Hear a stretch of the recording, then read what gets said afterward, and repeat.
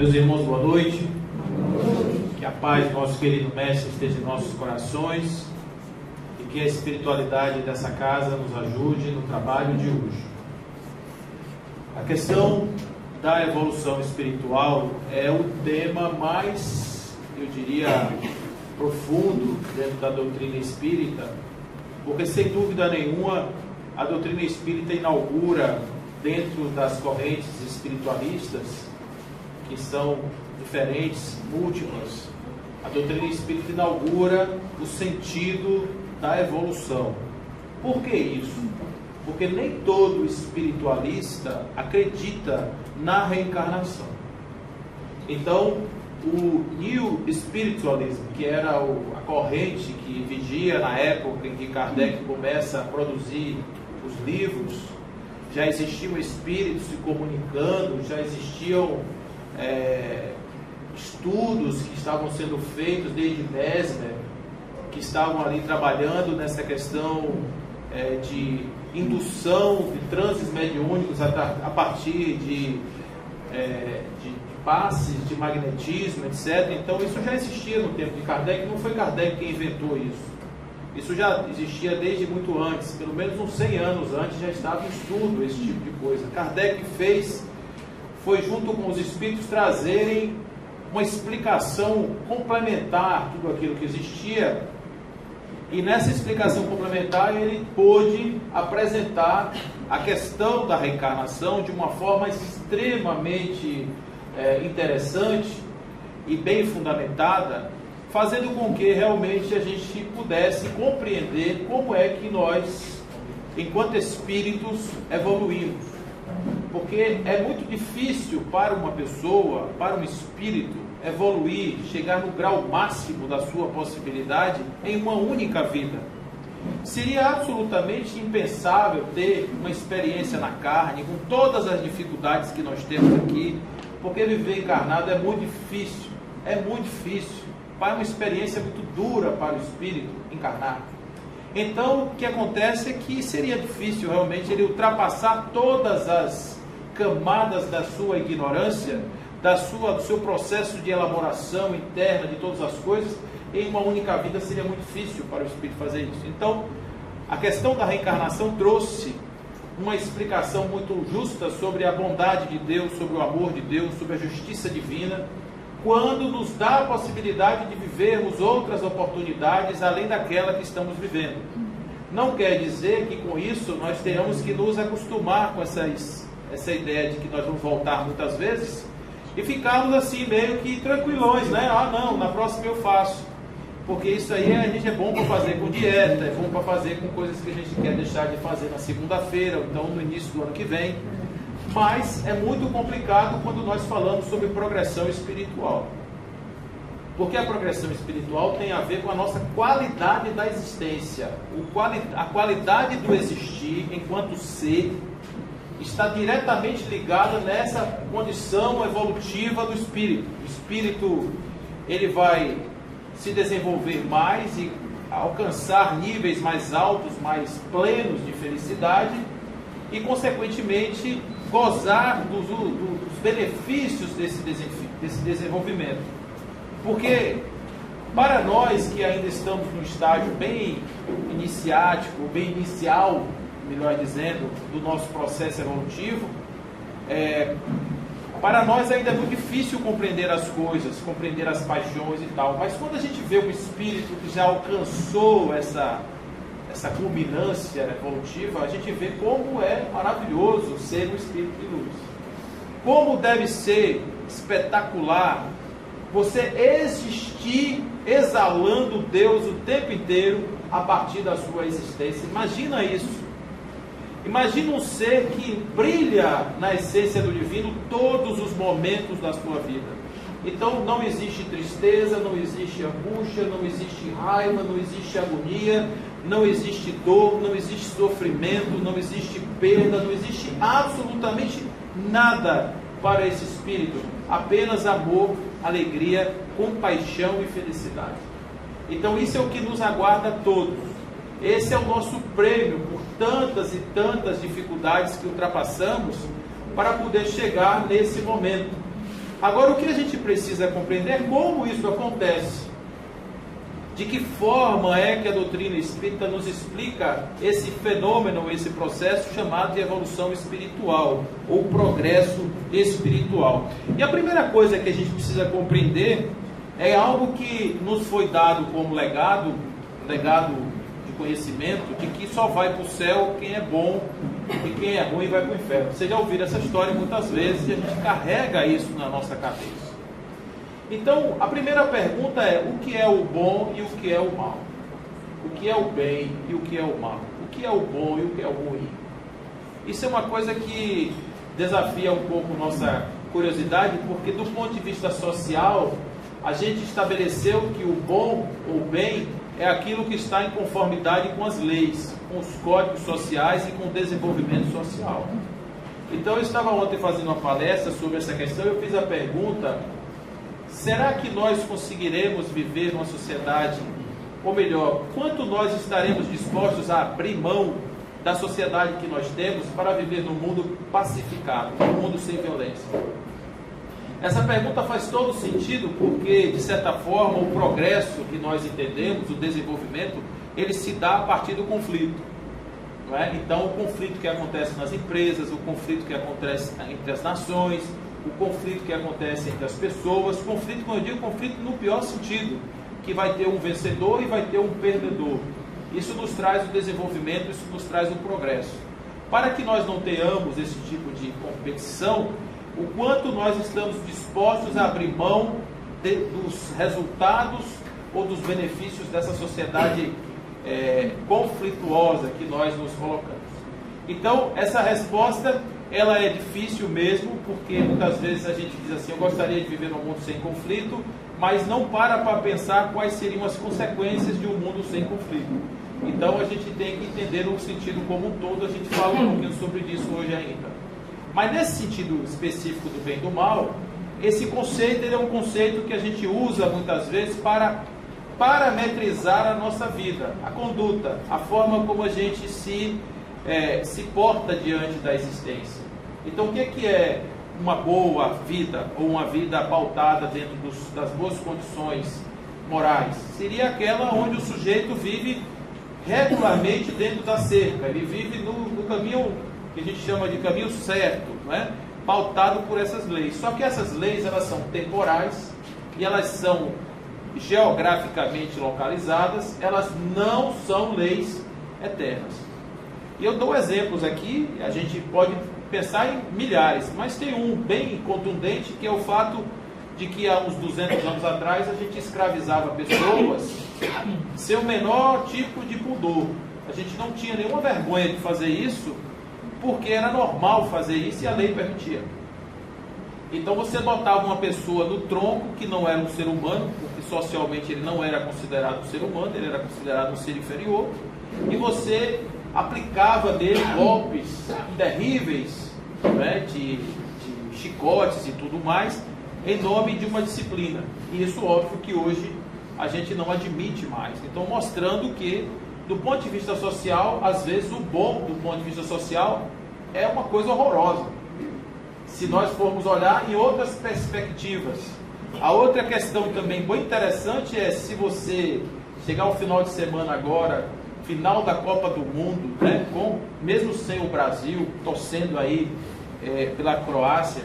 Então, na hora que a gente estiver fazendo isso, se você quiser chamar seus amigos para sua casa, você faz um churrascão, né, pega uma vaca, compra lá uma vaca inteira e bota lá no churrasco, lá na churrasqueira, né, bota uma música legal, e sai os que gostam, uma cervejinha gelada e tal, faz aquele ambiente, aquele clima extremamente baiano, né, extremamente caloroso, e você vai fazer uma festa, seus amigos vão sair de lá agradecidos e lembrando de você pelo menos mais uns 2 dias. Mas se você fizer essa mesma festa na Índia, provavelmente você não vai ter a mesma repercussão, porque lá eles não admitem que a vaca seja colocada nessa condição, porque é um animal sagrado. Então, todos esses exemplos, vocês vão multiplicar aos milhares, vocês vão ver que essa noção do bem e do mal, ela é extremamente relativa. Então, a gente não pode pautar a questão da perfeição espiritual em cima de leis temporárias, geograficamente posicionadas, e acima de tudo que dependem da interpretação subjetiva do homem. Porque se você pegar a própria lei do Brasil, vocês vão ver aí como é que está o judiciário brasileiro, para entender que, mesmo tendo um dos maiores conjuntos legais do mundo, nós somos extremamente confusos na hora de aplicar a própria lei, né? Então isso realmente é uma coisa que a gente precisa pensar, porque os espíritos simplificaram a nossa vida. Ao invés de eles simplesmente estabelecerem regras de conduta, dizer assim, o bem é uma pessoa que abraça as pessoas, que gosta de beijar todo mundo e que não rouba ninguém, etc. Em vez de trabalhar como foram os primeiros, né, princípios legais, ordenadores das leis divinas, eles trazem duas situações muito fáceis de entender. O bem é tudo aquilo que me aproxima de Deus, e o mal é tudo que dele me afasta. Então, se você faz alguma coisa que está em conformidade com o divino, aquilo é o bem. Se você faz alguma coisa que está te afastando do divino, aquilo é o mal. É simples assim. Então isso vale para todo tipo de situação. Você vai matar um animal, por exemplo, seja lá para que for, aquilo está de certa forma em consonância com sua sintonia com o divino? Está. Então beleza, continue. Não está, então pare, mesmo que a sua cultura permita você fazer isso.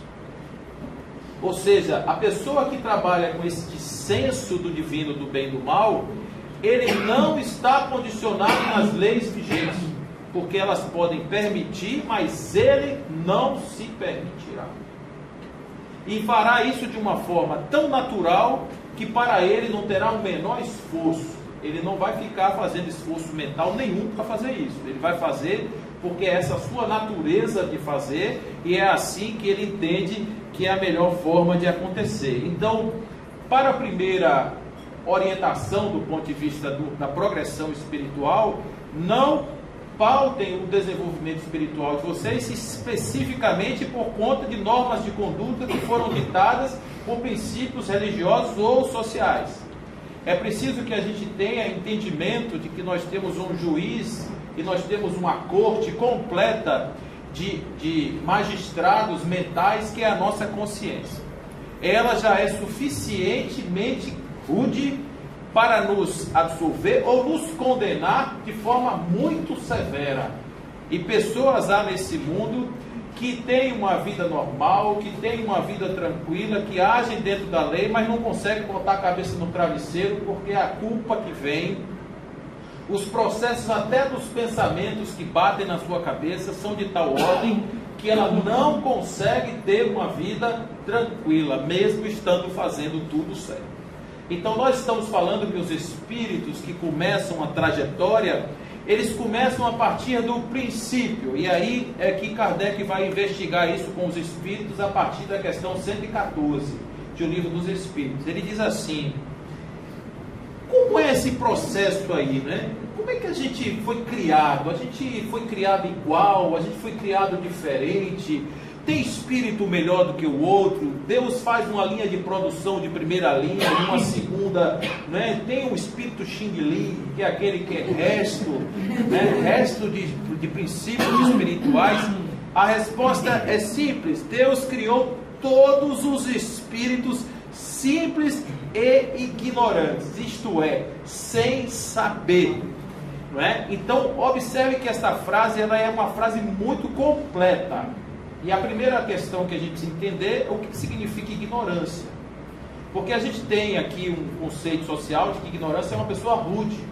Então a gente pode pensar que aquele homem das cavernas era rude porque ele era ignorante. Mas na verdade, dentro da doutrina espírita, o conceito de ignorância é de desconhecimento. Não tem nada a ver com rudeza, não tem nada a ver com grosseria. O sujeito, ele pode não ser ainda perfeito, ele pode não ser ainda dotado das suas qualidades morais, porque ele não tem conhecimento de que ele pode fazer de outro jeito. A maioria de nós, a totalidade talvez, não conhecemos ainda as potencialidades do espírito. A gente não sabe que é capaz de fazer isso. Eu vou dar um exemplo para vocês. Uma amiga ligou para mim esses dias, por conta de uma palestra que eu tinha feito sobre Deus, e aí eu meio que dei uma reposicionada nessa ideia do Deus que cura, do Deus que faz, dizendo a eles na época, e ela estava presente, de que o Deus está dentro de nós e que nós temos que buscar este Deus em nosso coração. E que tudo aquilo que é possível ser feito por um Deus externo, que é o que normalmente as pessoas projetam, nós conseguimos também realizar com este Deus interno, porque ele, na verdade, está em toda a sua potencialidade dentro de nós. Foi o que, mais ou menos, de forma bem simplificada, foi o que aconteceu na palestra. E ela ficou muito confusa, porque ela disse para mim: Paulo, eu passei por um processo de quase morte. A medicina tradicional me condenou, mas eu me salvei. Isso todo mundo chama de milagre. Então, eu não devo agradecer a Deus por isso? Eu disse a ela: claro que sim. Mas eu não entendi agora, Paulo. Se você disse que o Deus que está lá sentado na cadeira não existe, como é que você está dizendo para mim agora que eu tenho que agradecer esse Deus? Agradeça a Deus pela possibilidade que você teve de acessar a sua lei de amor, de justiça, e que ela foi capaz de te dar a saúde que você queria. Ou seja, Kardec vai no livro A Gênese, na abertura do livro ele vai dizer: a grandeza de Deus não se expressa pela derrogação das suas leis, mas sim pela sua imutabilidade. Ou seja, os milagres não existem. Isso é claro, é óbvio dentro da doutrina, de forma muito repetida. Então, quando a gente está falando a respeito dessa questão aí, nós estamos falando a respeito de um mecanismo, de uma perfeição divina, Deus nos criando enquanto seres, enquanto princípios inteligentes, princípios capazes de termos consciência, mas que ainda não somos conscientes, por isso somos ignorantes. Ou seja, eu tenho toda a condição de conhecer, mas ainda não conheço. E para conhecer, eu preciso viver. Eu preciso participar da vida. Eu preciso passar pelas experiências que a vida vai me trazer. E daí o sentido de encarnações. Então não faz nenhum menor sentido de um espírito ficar congelado num freezer espiritual e esperar que em determinado tempo, seja lá quanto for esse tempo, ele vai adquirir pureza, ele vai conseguir atingir as culminâncias espirituais sem a passagem pelo cadinho evolutivo e da experiência social, da experiência da convivência. Não tem como. Por isso nós estamos aqui todos juntinhos, vivos, mesmo com todas as nossas dificuldades. Nós estamos vivendo assim porque faz parte do nosso processo de descobrir. E aí, obviamente, que a gente tem que entender uma coisa que é um princípio filosófico: ninguém se transforma naquilo que já não traz como germe em si mesmo. Ou seja, se você pegar uma semente de uma manga e olhar para ela, você vai imaginar que ali tem toda a potencialidade de um pé de manga enorme que vai dar muitas mangas. Se você deixar a vida dela inteira, são milhares e milhares de mangas, todas potencialmente ali naquela semente, naquele caroço. Mas jamais você vai enxergar naquele caroço uma bananeira. Não tem como, porque do caroço da manga não nasce uma bananeira. O que eu quero dizer é que nós somos criados a partir dos princípios divinos, simples e ignorantes, não é? Sem saber. Ele deixa essa questão bem clara quando ele diz: é ignorante porque não sabe. A cada um deu determinada missão. E a gente vai dizer assim: qual é a missão do Espírito? Isso a gente vai entender em uma outra parte da obra, aonde Kardec nos diz, através dos Espíritos, que os Espíritos estão encarnados para fazerem a parte que lhes cabe na obra da criação. Para isso eles precisam se sujeitar à encarnação, fazendo desta forma, no seu processo evolutivo, a vontade de Deus. Isso está escrito lá de uma forma bem tranquila para a gente entender.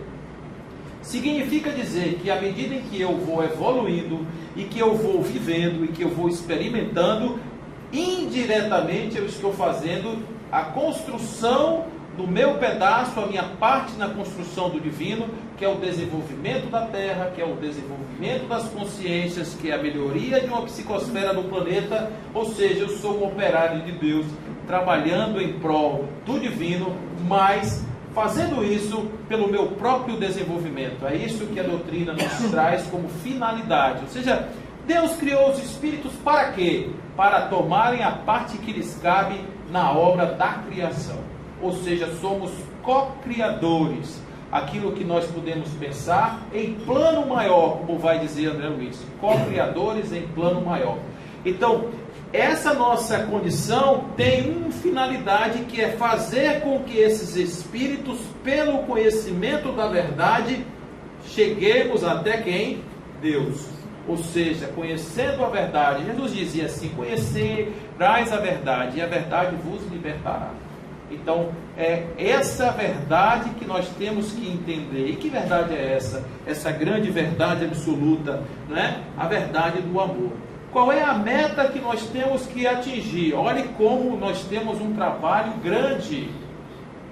Se vocês acham difícil largar de fumar, se vocês acham difícil emagrecer 5 quilos, vocês imaginem isso aqui, ó. Qual é a meta? Se saudares somente os vossos irmãos, que fazeis de notável, vai nos dizer Mateus no capítulo 5, não agem os gentios também da mesma maneira? Assim sendo, sede vós perfeito, como perfeito é o Pai que está nos céus. Qual é o objetivo da encarnação? Deus faz com que os espíritos se submetam à encarnação com o objetivo de fazê-los chegar à perfeição. O que é a perfeição? A palavra perfeito tem um prefixo per, que quer dizer totalidade. É a mesma coisa de perdoar. Perdoar significa doar-se integralmente. Perfeito significa feito totalmente. O indivíduo vai atingir a plenipotência, porque onipotência é de Deus. A plenipotência, nós estaremos evoluindo até o momento em que atingirmos todas as capacidades de que somos dotados. Isso significa que nós teremos capacidades muito mais do que o que temos. Basta que nós tenhamos a condição de ir construindo esse processo em nós para nos apoderarmos daquilo que nós já temos. Isso é um discurso que não é de autoajuda. Isso é uma condição. Então, inclusive, tem alguns irmãos espíritas que dizem assim: o espírito nasce simples e ignorante, ele nasce como uma tábua rasa, ele nasce como se ele fosse um papelzinho em branco. Eu discordo completamente. Nós nascemos perfeitos, mas o que nós temos que fazer é, ao invés de botar, tirar. Nós temos que ir tirando as coisas que nos afastam de Deus, removendo as camadas de sujeira que tapam os nossos olhos, para que nós possamos enxergar com os olhos da alma. Quando nós fizermos isso, nós teremos a plena visão do que significa ser espírito vivendo neste planeta. Ou seja, o nosso processo existencial, as nossas vivências, não é para botar coisa, não é para somente aprender, não é? É também para tirar coisas, também para melhorar a forma de ver, se auto-enxergar e, em se vendo dessa forma, conseguir realizar em nós as potências que estão aí sendo colocadas. Kardec vai trazer aí na questão número 100 para frente, ele vai apresentar um estudo que ele chama de... Isso aqui é um estudo didático, isso aqui é pedagógico, isso aqui não quer dizer que seja isso. Porque entre esses elementos, graus, essa gradação, existem infinitos níveis de evolução do espírito. Então ele bota aqui em 10 classes, em 3 ordens, apenas para facilitar nosso entendimento acerca da questão. Então, do ponto de vista evolutivo, nós temos 3 ordens. Para vocês ficarem bem assim, matar logo a curiosidade, a grande maioria dos habitantes da Terra estão aqui. Terceira ordem. Se é que terceira serve de alguma coisa, né? Se carne de primeira, carne de segunda e carne de terceira, nós somos espíritos de terceira. Né? Então a gente não tem lá essas coisas todas assim ainda, né? Mas estamos aí caminhando. Olha só o que acontece. 10 classes. A primeira delas, de trás para frente, né? Do pior para o melhor, são chamados espíritos impuros. O que é um espírito impuro? É o espírito onde existe ainda a predominância dos instintos e ele não tem a consideração do outro como possibilidade de integração na sua vida. Ou seja, se ele precisar passar por cima do outro, destruir o outro, fazer isso a qualquer preço, ele fará. Ele botará a sua vontade acima de qualquer coisa. Não existe nenhum critério, nenhum padrão, quer seja ético, social, nada que impeça ele de passar por cima do outro. Então ele estaria impuro porque ele está carregando ainda muita sujeira. Ele está carregando ainda uma fase da sua ignorância que impede que ele pense do ponto de vista social de uma outra maneira que não aquela. Você diz assim, existem espíritos impuros na Terra? Ainda existem. Muitos. Bastante. Desde aquele que está vivendo no estado ainda mais primitivo, aquele que ainda pratica o canibalismo, aquele que ainda tem essa necessidade muito animalizada, ainda está um espírito muito animalizado, até aqueles que socialmente praticam determinados tipos de conduta que são extremamente dignas, né, de espíritos dessa categoria. Depois a gente tem aqui os levianos. O leviano é aquele que não leva nada a sério, é aquele que brinca demais, é aquele que compromete os resultados de um trabalho por conta justamente da desqualificação da importância dos trabalhos. Então, se a gente olhar do ponto de vista do desenvolvimento social, o ser leviano é aquele que faz de tudo para que isso não aconteça. Ele não gostaria que houvesse o desenvolvimento, porque esse desenvolvimento, de certa maneira, vai mudar um pouco sua forma de ver o mundo, sua forma de estar no mundo. Ele não gostaria disso. Então são aqueles espíritos que numa reunião, por exemplo, eles chegam brincando demais, eles chegam, dando aquele ar de que eles são muito alegrinhos, de que, olha que espírito, gente boa. A gente acha que espírito tudo tem que ser sério, com aquela cara de morto. Não, eles se apresentam, de uma forma assim, muito contam piadas e tal, espirituosos, mas o que está por trás aí dessa questão do leviano é que eles têm mensagens muito contundentes e são mensagens desestruturantes muitas vezes. Aquilo ali é às vezes um instrumento de pegar assim, as pessoas que gostam muito desse lado mais fantasioso e ali, a partir dali, ele começar a criar processos de fascinação a partir dessa introdução. Depois a gente tem os chamados pseudo-sábios. Pseudo-sábios são aqueles espíritos que fingem que sabem e as pessoas acreditam. Então existia um livro aí, muito legal, chama o Manual do Cara de Pau. O Manual do Cara de Pau é assim, é um livro que introduz a pessoa em todos os assuntos. É o suficiente para uma roda de amigos, você introduz o assunto e para. Aí todo mundo diz, rapaz, mas Paulo conhece de tudo. Você não aprofunda, você só fica ali, dá um toque, dá um nome de alguém, uma data específica, um lugar onde aconteceu tal coisa. Não, isso parece o pensamento de fulano. E pronto, e para, não fala mais nada. Porque se for por aí, vai desmoralizar. Então o Manual do Cara de Pau era um conjunto de frases desse tipo, que você lançava uma conversa com os amigos, e aí os amigos iam achar que você era uma pessoa muito culta. Então o pseudo-sábio, ele é isso, ele não tem aprofundamento. Então se você pegar um espírito, por exemplo, que chega falando muito complexo, e você começa a apertar ele, vai apertando o parafuso, e daí não vai para lugar nenhum, ele começa a rodar em círculo, e ele se perde, e tal, então ele começa a ter uma dislexia mental até nesse processo das suas argumentações, ele está aí no pseudo-sábio. Mas o problema do pseudo-sábio é que o pseudo-sábio tem teorias. E essas teorias, elas, quando eu digo espírito, gente, não pensa que é só desencarnado, não, porque tem encarnado também pseudo-sábio, viu? Então ele chega e começa a falar as coisas que ele não sabe, e daqui a pouco ele vai formando teorias e vai juntando adeptos, pessoas que gostam de serem conduzidas por esse tipo de espírito. Aí a gente tem uma classe que é muito interessante, onde ela se posiciona. Eu quero estar aqui na 7ª classe, que é chamada espíritos neutros. O neutro, ele não é nem mau nem bom, ele não faz nem uma coisa nem outra, ele fica em casa sentado na televisão, assistindo televisão, não faz nada. Ele não interage, ele não cresce, ele não desenvolve, ele não evolui, ele vive sozinho. Então ele é chamado de espírito neutro, ou seja, a encarnação dele é um negócio assim inútil. Do ponto de vista do seu desenvolvimento, ele não se provoca, ele não se coloca no cadinho da dor, ele fica sempre fugindo. Então às vezes uma pessoa diz assim, não, eu não faço nem o mal nem o bem, eu fico na minha. Ó, cuidado, porque está atrás do poltergeist, que é esse cara aqui, ó, que são chamados perturbadores, que joga a geladeira para cima, não é? Então, às vezes, esses aqui tem até uma condição assim de comunicação, né? Que está aí numa sexta classe, eu estou entendendo que eles são mais autênticos, pelo menos eles se expressam. Então, os perturbadores, eles são aqueles que criam aqueles fenômenos que vocês conhecem, já viram o filme, etc. Depois a gente muda para a segunda ordem, onde a gente tem os espíritos, onde o bem já começa a prevalecer. E eu estou falando do bem aqui no sentido do bem que me aproxima de Deus.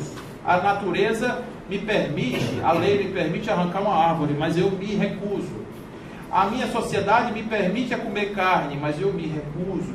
A minha sociedade me permite explorar pessoas, mas eu me recuso. Não é? Então, observe que aqui nós já estamos falando de espíritos de consciência elevada, muito além daquele que está na própria sociedade. Eles normalmente são espíritos que são percebidos pelo seu bem fazer e eles servem de exemplos. Eles são já movimentos de disrupção que nascem a partir deles. Esses espíritos de segunda ordem, eles têm essa capacidade. A sua existência é estimulante para a mudança social. Eles começam a se colocar como gelo dentro da água. Eles mudam a temperatura, não é? Porque a sua forma de viver é assim. A gente já viu espíritos assim bastante em volume. Irmã Dulce, Madeiras Calcutá. A gente já viu muitos desses espíritos já se colocaram aqui. No caso de Gandhi, muitos outros, né? Então, na quarta classe, a gente tem aqui os prudentes sábios, porque, observe uma coisa importante, nem só de pão vive o homem, nem só de asa moral vive o anjo. O anjo também precisa desenvolver a asa da intelectualidade. Então, o desenvolvimento intelectual faz parte do desenvolvimento do espírito. Por isso que existem encarnações que a pessoa vem com recurso financeiro, com um pouco mais, possibilidades de acessar os recursos aqui na Terra, porque esses recursos são importantes para a formação intelectual. Não quer dizer que sejam condições suficientes, mas são condições importantes que ajudam bastante o sujeito a pesquisar, a desenvolver uma carreira, a aprofundar no seu desenvolvimento intelectual, né? E às vezes até ter tempo para fazer isso, para estudar e para se dedicar às coisas.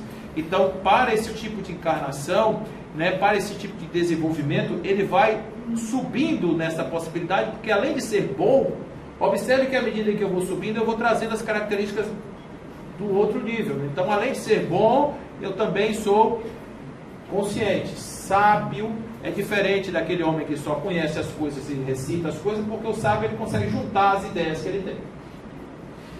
Depois a gente vê os espíritos da sabedoria, né? Porque ele já juntou tudo aqui. Os espíritos chamados superiores, que são aqueles que a gente costuma ver nos livros, que fazem orientações dos trabalhos, que vão fazer buscas em áreas tenebrosas para buscar espíritos lá dentro. São entidades venerandas que trabalham muito fortemente no bem. E no final, o chamado espírito puro.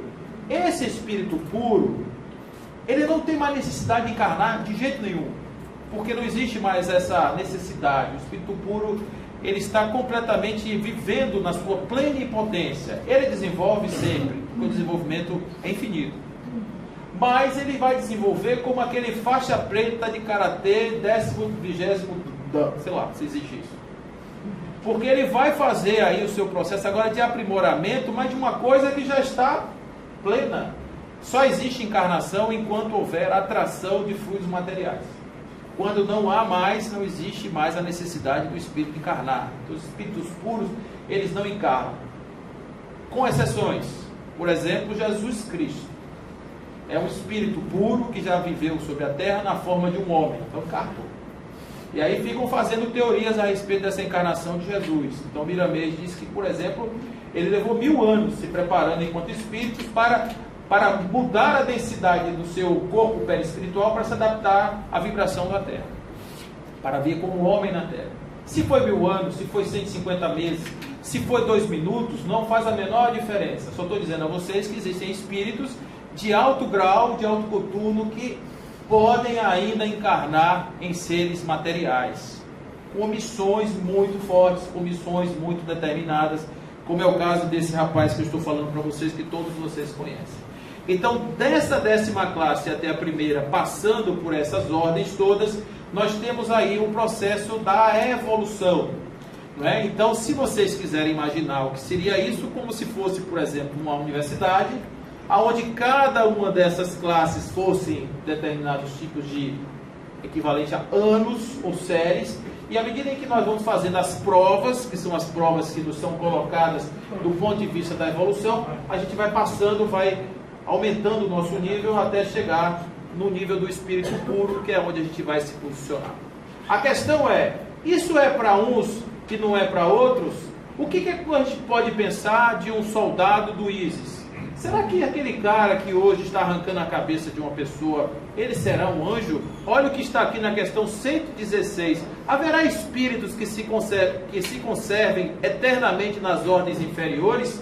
Olha a resposta, é simples, não. Todos se tornarão perfeitos. Não existe nenhum espírito que não progrida. Por quê? Porque a progressão e o desenvolvimento não é um princípio de ordem moral, é um princípio de ordem natural. A natureza, o universo, o cosmos, tudo mais obedece a uma lei evolutiva. Então nós estamos inseridos nesse contexto e somos, enquanto entidades do pensamento, estamos submetidos a essa lei natural e, portanto, nós evoluímos bastante. Então, todos os espíritos progredirão até a perfeição.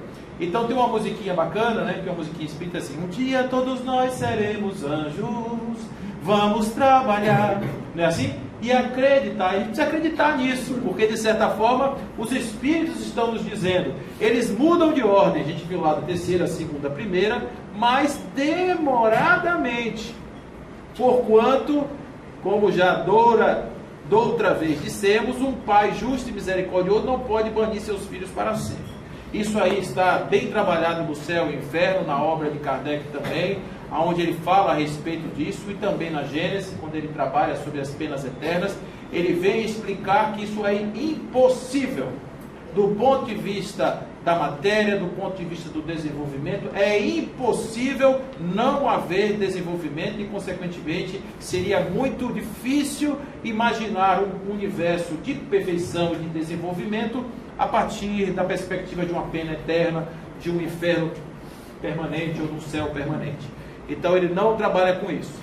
Então, uma outra coisa que também é muito dita dentro do nosso conceito é que os espíritos não retrogradam, ou seja, uma vez atingido um determinado patamar, não volta para trás.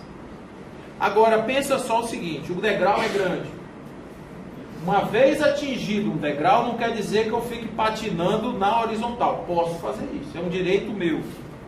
Voltar e perder aquisições de consciência não dá, porque o espírito será sempre conhecedor das suas conquistas de consciência. Agora, ele pode estacionar num degrau. E o que acontece quando o espírito estaciona no degrau? Ele fica ali, ó, aquela encarnação morna, não sai daquele negócio, não se provoca, não se joga no fogo, como diz o outro. Uma hora, como diz assim, a natureza vem com... Vocês conhecem aquele negócio de boi que o vaqueiro faz para o boi levantar? É uma vara que tem uma ponta, né? Uma ponta de ferro que ele fica futucando o boi para o boi levantar. A natureza às vezes faz isso com a gente, né? Quando a gente não quer andar, quando a gente está com preguicinha de fazer, a natureza vai, espera aí, deixa eu tirar o banquinho dele para ver se ele fica em pé mais tempo, né? Deixa eu tirar aqui essa bengalinha para ver se ele consegue se segurar de outro jeito. Então, essas nossas muletas existenciais, do dinheiro, do cargo, vocês já viram pessoas que tinham muito e perderam tudo? Vocês já viram pessoas que eram belas e de repente se descobrem agora que não estão mais nessa beleza toda, porque a natureza deu uma forma de colocar ela em outra perspectiva? Vocês conhecem pessoas assim? Pois isso pode acontecer em uma única vida, em diversas vidas. Você pode vir numa vida cheia de glamour, não fazer nada, e na próxima você vem, né, com uma missão um pouco mais difícil. Então isso tudo faz parte do nosso processo evolutivo, porque existem entidades que cuidam dos processos da reencarnação, mas a grande maioria das reencarnações acontece por automatismo, ou seja, nós mesmos é quem criamos as nossas provas, as nossas dificuldades, com os nossos modelos mentais, as nossas culpas, os nossos modelos que carregamos no nosso coração, os sentimentos negativos. Somos nós quem construímos a nossa estrada evolutiva. Então, na medida em que a gente não faça, quer dizer o quê? Uma pessoa, por exemplo, que evitou ter filhos através da metodologia do aborto, porque aquilo poderia danificar o seu corpo. E no passado isso era muito comum, bastante comum. Mulheres que faziam 5, 6, 7, 8 durante a vida, abortos. Então, óbvio que isso falta consciência, mas isso não quer dizer que essa pessoa não tenha que depois fazer algum tipo de encontro com esses espíritos que estavam para nascer. É natural pensar dessa forma dentro desse mecanismo que nós estamos construindo. Então, conforme questão 118, os espíritos não dão ré, não retrogradam. Então, a gente está sempre caminhando em direção ao ápice, ao topo, né? E a pergunta que tenho certeza que todo mundo faz: poxa, se é para ser perfeito, como perfeito é o Pai Celestial, por que esse trabalho todo? Por que a gente não já aparece brilhando? Não é? Por que a gente não já sai de Deus como um vagalume, assim, cheio de luz, na noite, iluminando a noite? Por que não? Então a resposta que os Espíritos dão é a seguinte: que mérito o Espírito teria em fazer esse processo sem o seu esforço, sem o seu processo interior, sem a sua própria conquista? Não teria nenhum mérito. Então nós somos soldados de um exército, vamos dizer assim, cuja missão é descobrir qual é a nossa missão. Porque nossa história de vida é assim: a gente não nasce com uma receita de bolo, a gente não nasce com uma bula de remédio, a gente não nasce com uma cartinha do UOL, conquistar o Brasil, mais não sei o que, mais 3 territórios. A gente não nasce com isso. A gente nasce com nada, a gente nasce esquecendo até o que a gente veio fazer aqui. Mas à medida em que a gente começa a se perceber, à medida em que a gente começa a perceber nossa vida, nossos desafios, nossas dificuldades, a gente vai dando uma olhada no entorno, a gente vai tendo uma ideia do qual é o sentido das nossas vidas, o propósito das nossas encarnações. Está escrito isso no na nossa própria condição de viver. Está escrito isso na casa que eu moro, na sociedade que eu vivo, no trabalho que eu exerço, na forma como eu penso, como eu me coloco, no meu corpo, nas minhas faculdades mentais, intelectuais, quaisquer que sejam elas. Tudo isso diz de mim em relação a vidas passadas, em relação à própria vida de agora. Eu não preciso pedir essa orientação a ninguém. Basta observar. Se você olhar seus pensamentos, a qualidade, para onde vão os seus pensamentos, você imagina como é que foi sua vida no passado. Se você olhar a sua volta, você vai ver quem são os espíritos que precisavam vir com você. Não vá muito longe, eles estão bem perto. Os mais próximos são aqueles que você atraiu com o seu psiquismo para perto de você. Então as missões, elas são assim, elas são definidas por um processo de observação. Porque nós não estamos aqui por acaso, nós estamos aqui porque nós somos missionários de um trabalho para descobrir exatamente por que é que nós viemos fazer aqui. Esse é a nossa devolutiva ao fato de Deus ter nos permitido existir enquanto entidades individuais, é termos o trabalho de descobrir que somos divinos. Olha que coisa maravilhosa. Descobrir que somos perfeitos e fazer de tudo para que a nossa existência seja a existência de seres perfeitos. Então, é muito bacana isso, viu, gente? Dá sentido na nossa vida isso. Então, e o que a gente faz com o mal do mundo? Ou seja, todos os espíritos passam pela fieira do mal para chegar ao bem. Isso, para mim, resume mais um monte de coisa, porque a resposta dos espíritos é maravilhosa. Ela diz assim: não existe fieira do mal, existe a fieira da ignorância. Gente, isso faz uma diferença. Porque quando a gente está julgando as pessoas, a gente julga pelo que a gente acha que, pela balança que a gente estabelece em relação àquela pessoa. Esse discurso que é muito usado do ponto de vista político, da questão de valorização dos oprimidos, etc, tal, tira aí a capa política. Vamos olhar isso do ponto de vista cristão. Vamos olhar isso do ponto de vista espírita. Eu não faço discurso político. eu faço discurso espírita. Então, do ponto de vista espírita, do ponto de vista da tecnologia dos espíritos, vamos falar isso dessa maneira. Quando alguém comete um crime, esse alguém está de posse da sua ignorância e não da sua maldade. Por que isso? Porque este espírito que hoje comete um crime, amanhã será perfeito. O que nós deveríamos fazer? Nós deveríamos criar uma sociedade onde nos ajudássemos a todos. A sociedade fosse capaz de fazer com que cada um de nós encontrasse meios de se melhorar. E não de piorar a nossa situação. Se você pegar um espírito ignorante, habitando um corpo na ignorância, e meter dentro de um calabouço, para ele morrer nas paredes de sal, o que você contribuiu para o desenvolvimento desse espírito? Nada. Ao contrário, você botou sal naquele estímulo que ele tinha de praticar ou de continuar ainda na raiva dos sentimentos negativos. Então isso não ajudou. O certo seria você ter uma sociedade onde os instrumentos de punição fossem instrumentos de educação. Porque somente assim nós teríamos verdadeiramente uma sociedade que refletiria o mundo dos espíritos. Nós vivemos no mundo dos espíritos, só que nós não temos jamais que nos esquecer que estamos encarnados. E que a encarnação nos traz dificuldades. Mas a gente continua sendo espírito, mas encarnado. Então existem erros demais. Primeiro, pessoas que acham que só são encarnados estão errados. E pessoas que querem viver um mundo espiritual encarnados estão errados também. Pessoas que acham que devem ficar o dia todo vendo borboleta. Não acontece isso. Eu tenho que pagar a conta de luz. Eu tenho que trabalhar. Eu tenho os barrigudos lá em casa que precisam de comidinha. Né? Então eu tenho que fazer a minha parte. A parte que me cabe na criação inclui meus filhos. Então eu não posso abandonar a vida encarnada. Agora a grande dificuldade é viver as dificuldades da vida encarnado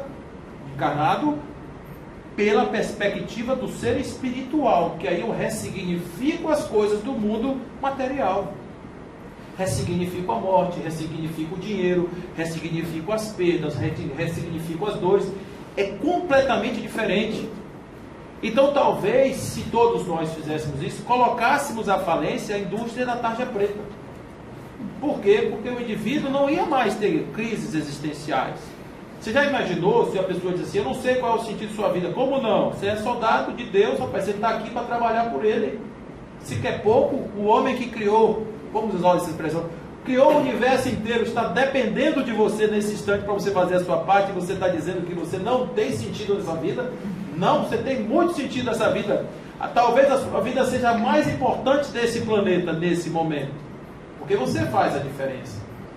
Não é? E a gente vê esse episódio que aconteceu agora, dos meninos dentro da caverna, que um homem, de repente, que estava passando, resolveu ajudar e mergulhou e achou aquelas pessoas. Ele podia não fazer isso, a gente passar naqueles apertos lá e etc. Não é? Então, naquele momento, a vida daquele homem foi extremamente importante para a vida daquelas outras pessoas. E diariamente vocês podem observar que a nossa vida sempre vai ser importante para alguém. E às vezes de uma importância fundamental. Então a gente não pode se esquecer nunca de viver intensamente cada minuto da nossa vida, pensando nesta perspectiva. Eu não estou sozinho, eu estou encarnado e eu sou um espírito imortal a caminho da perfeição. Essa é a nossa motivação principal do ponto de vista existencial. É para isso que a gente precisa construir um senso de desenvolvimento, de estudo, de esforço, de melhoria, né? De trabalhar a gente, nossos sentimentos, trabalhar as coisas, não para a gente ser pessoas, mas nós sermos pessoas contidas, porque isso não é o propósito, é ficar parecendo que já virou todo mundo um anjo. Não! É a gente se mostrar com os nossos defeitos e sermos aceitos assim. Sermos aceitos apesar dos nossos defeitos. Me aceito com os meus defeitos, gente, que eu preciso da ajuda de vocês para melhorar. E se todos nós tivermos esse sentimento, formaremos uma comunidade de pessoas que estão verdadeiramente imbuídas do princípio e do estímulo para fazer com que o mundo se transforme em um mundo melhor. Então, se a gente pegar as pessoas que hoje erram e arrancar a cabeça e botar e der choque, etc., a gente então vai ter problema bastante sério com isso. Estou finalizando já, viu? Bom, então é isso que eu estava dizendo aqui. O livre-arbítrio se desenvolve à medida que o espírito adquire a consciência de si mesmo, e já não haveria liberdade desde que a escolha fosse determinada por uma causa independente da vontade do espírito. A causa não está nele, está fora dele. Olha o que eu estava falando aqui para vocês.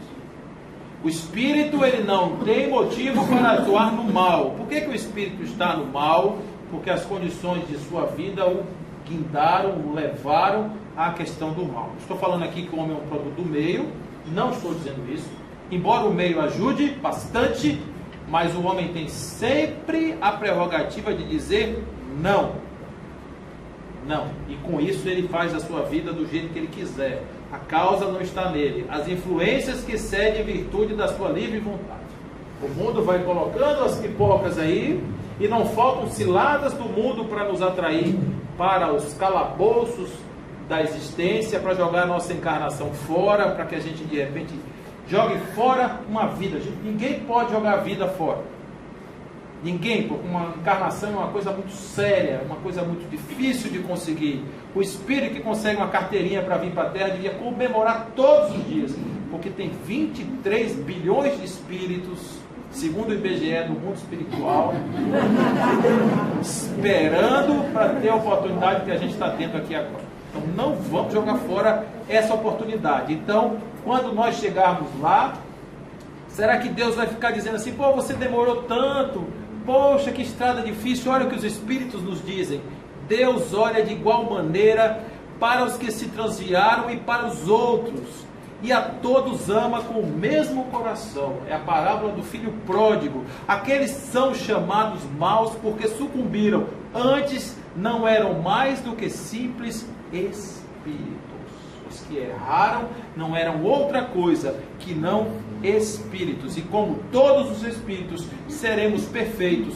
Como o perfeito é o Pai Celestial, a gente só precisa acreditar, trabalhar e fazer tudo certinho, para que a gente não desperdice essa oportunidade, não jogue fora essa oportunidade maravilhosa que se chama viver. Fiquem com Deus, que assim seja.